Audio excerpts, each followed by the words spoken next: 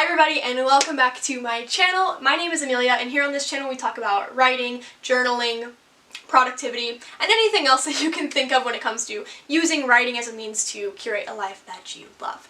So for today's video, since it is still January and I am still kind of pushing into the new year and really trying to work at making new goals and forming them into habits and creating a routine that will get me to where I want to go, I thought it would be a good time to release this video, which is about a new topic. Well, it's not new. It's new to me. A topic I learned about recently that is new to me, and it is called Level 10 Life. And if you haven't heard of the Level 10 Life before, it is an idea for analyzing and reflecting on your quarterly or yearly goals, and it is a sense of self-reflection made by Hal Elrod, who is a leader in the productivity and personal development space. So I thought that since I had just come up on this idea, that it would be good to make a video on how to use the Level 10 Life for journaling and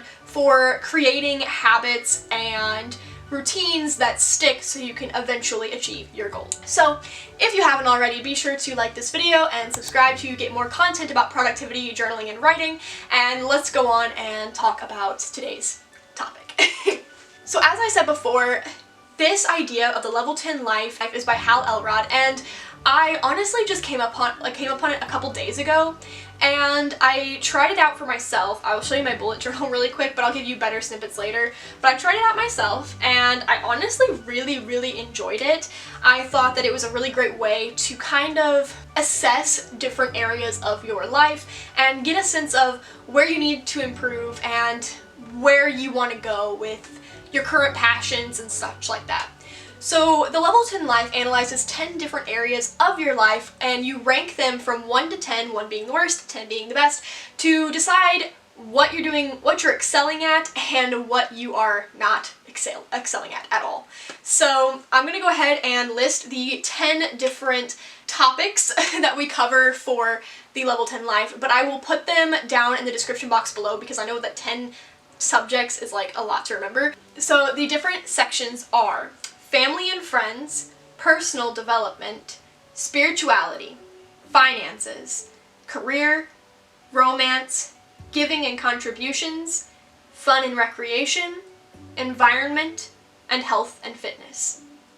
So these are 10 different areas that Hal Elrod sectioned off for people to analyze their lives, and you don't have to use all of these. You don't have to use certain ones if they don't suit you. They're just general topics that most people can relate to. And for when I did the Level 10 Life, it was more of an experiment when I first tried it, and so I wasn't actually sure I would like it. It turns out I really like it. So I went ahead and used those 10, but I think in the future I might change it to be more connected to my life personally, but we'll see where that goes.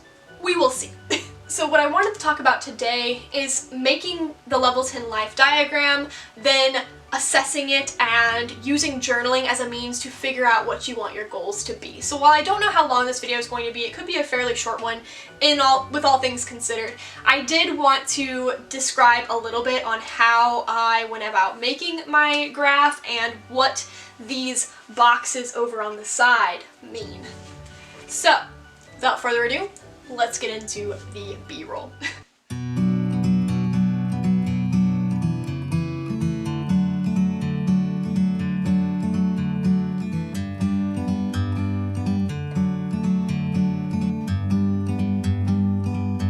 Like a bird on a tree, I'm just sitting here. So the Level 10 Life, when I created it, I used a compass to create the circles around to make the diagram, and then I used a ruler to section it off into 10 different sections. You don't have to make it as like the circular pie chart thing. You can also make it into a bar graph, which is a lot easier to draw, or you can make it into a line graph, or you could just write down each section, and then on the side put a number 1 through 10 if you want to be really simple about it. I just thought this looked prettier, and since I was putting it in my bullet journal, I did it this way.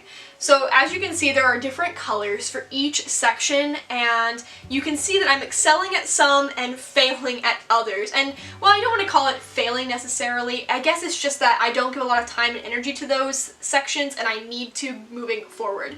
As you'll notice, my personal development is at a 10, however, something like fun and recreation is at a 4. So it kind of depends on what we are valuing. For me, over the course of 2020, I focused a lot on career, finances, and personal development, but I fell behind when it came to fun and recreation, giving and contributions, and my environment as well. So those are things that I want to work on moving forward, and just by seeing the graph, you can already see where you might need work. The question then becomes, what should you do in order to proceed forward and achieve betterment in those areas? So I'm going to go ahead and give you a few journal prompts to help you kind of decide, and I'll be honest, I used a few of them myself in my journal, just writing these prompts out and answering them to the best of my abilities in order to kind of decide how I wanted to move forward.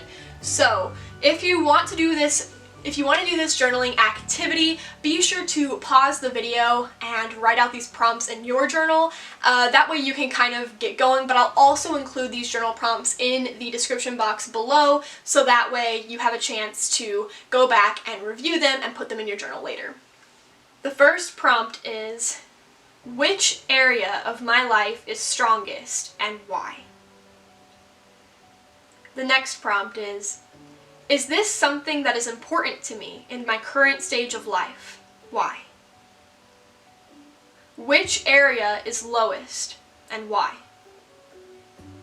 How can I improve my lowest section? What are 3 goals that I have for each section for the upcoming year? What 2 or 3 goals can I choose to start working on today to become habits? Now, I know that last question's worded a little weird, but the idea is to pick 2 or 3 goals at a time to focus on and then transform them into habits that will stick and become routine. If you need help learning on how to curate goals into habits or vice versa, you can check out my Keeping Your New Year's Resolutions video. I have a whole thing on learning how to create the habits. It talks a lot about how to keep your habits, how to make habits, and turn your goals into something that is achievable, because I feel like a lot of us fall flat because we don't make a solid plan. And so by making a solid plan, you get to eventually achieve what you want.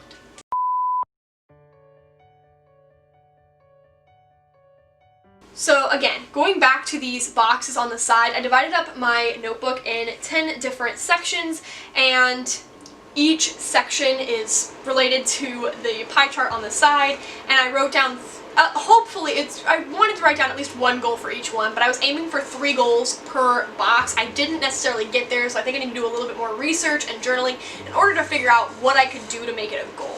So the idea is to use your journaling and use this diagram to kind of create goals that will help you moving forward if you haven't already, or if you do have goals, you can add them to this diagram and really evaluate your life and see what needs work.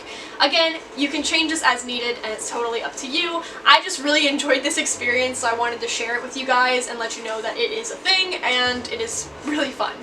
Alright, well, thank you guys for watching today's video. I know it was kind of a short one, but honestly, I just wanted to talk about the Level 10 Life, and I didn't know how much I would have to say on it.